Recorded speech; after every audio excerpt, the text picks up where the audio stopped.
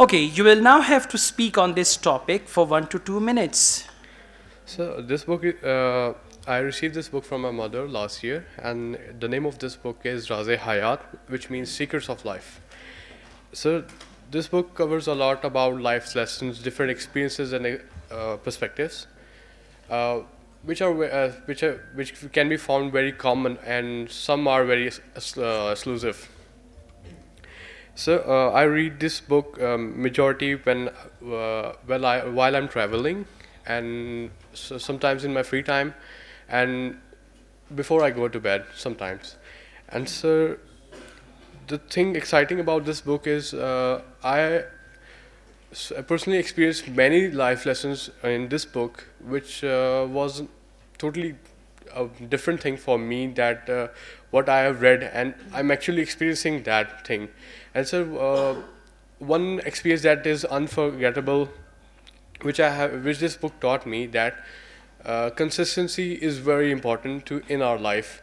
There's a story about that thing, that if a vehicle is moving non-stop and avoiding any distractions all the way on his way, it will reach on his destination on time and very smoothly. But if he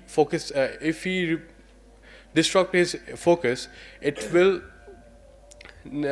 be difficult for that vehicle to reach on his destination on time, and makes everything miserable for him. And that's all. All right, overall 1 minute 42 seconds. The last part was a bit confusing when you were talking about a vehicle and all that. Yeah. Mainly grammar mistakes, right? And you don't need to use sir, sir, sir, or madam, madam, madam.